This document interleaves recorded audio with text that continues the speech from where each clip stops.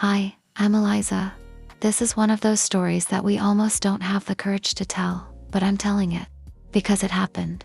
Because it left a mark on me. And because maybe someone out there will understand what I felt in that backseat. Subscribe to the channel and come follow my adventures.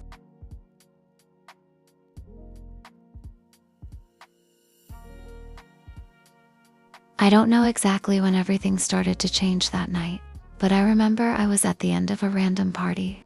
One of those parties you go to out of obligation, but you end up dragging it out until the end, you know? I had already had a little too much to drink. Not enough to lose control, but enough to feel lightheaded and my body a little loose.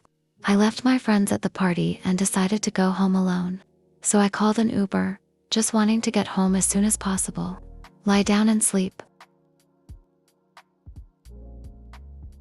When he arrived, I was already on my way out, adjusting my bag, playing with my phone as if I wanted to appear distracted.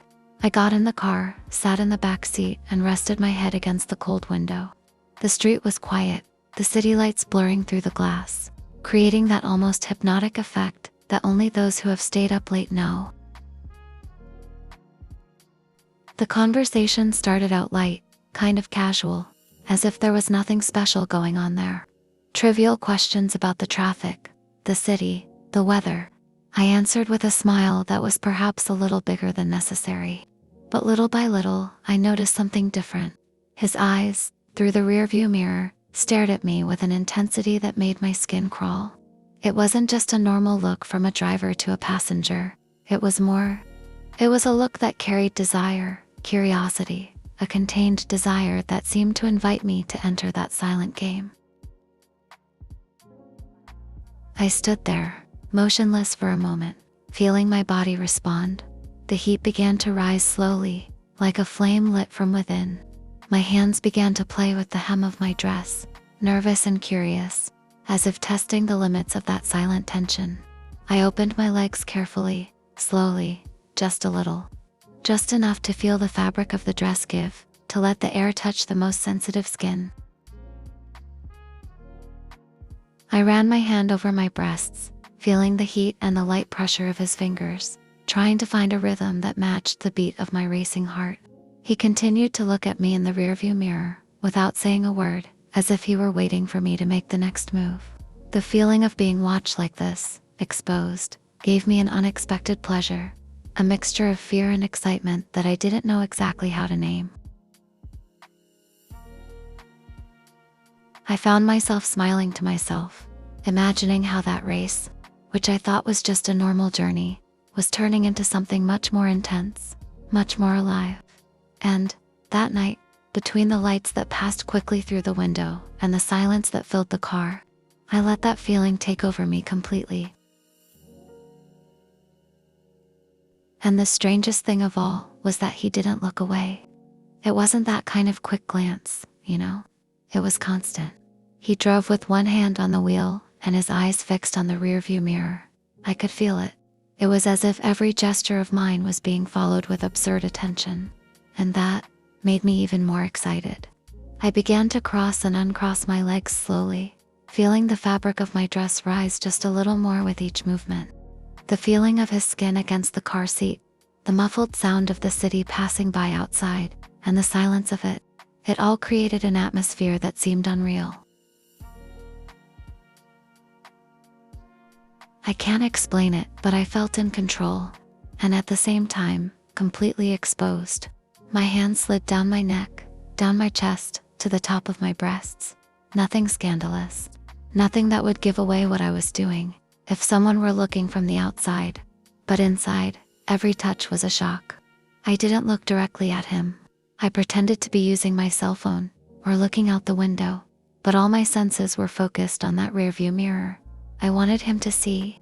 I wanted him to know. I guess that was it. I wanted to be seen. And there's something addictive about it, you know? The risk, the doubt, the game, the fact that no one else there knew. Just the two of us. He cleared his throat softly then. His voice sounded hoarse as he asked, "Is everything okay back there?" I felt my face heat up right then, but it wasn't embarrassment. It was like that good adrenaline rush when you do something out of line and someone notices. I smiled, very slowly. "I'm fine," I replied, with the calmest voice in the world, just a little bored. I saw the corner of his mouth rise in a restrained smile, and he didn't say anything else. But the silence after that said it all. He knew, and he kept looking at me. The walk to my house wasn't even that long, but that night, each traffic light seemed to last forever. And I wanted it to last. I wanted more of this game. The way he looked at me in the rearview mirror, as if every gesture of mine was something he had been waiting for a long time. It was a silence full of intentions, and I felt each one of them. I had already crossed and uncrossed my legs several times. I did it slowly, almost absent-mindedly, but deep down, I knew he was following every movement. So, I decided to tease him a little more. Slowly, I put my hands on the hem of my dress and pulled it up just a little bit, enough to reveal my panties.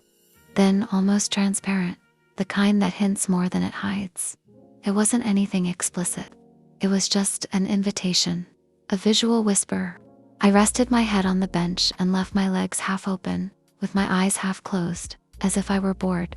But my body was screaming something else. He went over a speed bump slowly, very slowly, and I felt the whole car shudder along with the tension between us. My hand slid down the side of my thigh to the elastic of my panties. I didn't do anything special. I just touched it there, as if I wasn't in a hurry, but it was impossible for him not to notice. I think it was there that he said, in the lowest voice of the entire ride, "This is your house, right?" "Yes," I answered. I paid, looked at him one last time, smiled, and got out of the car. I hope he imagined the rest as he drove away. After all, some things can't be answered with words. If you liked my story, leave a like and subscribe, because I have many more to tell you.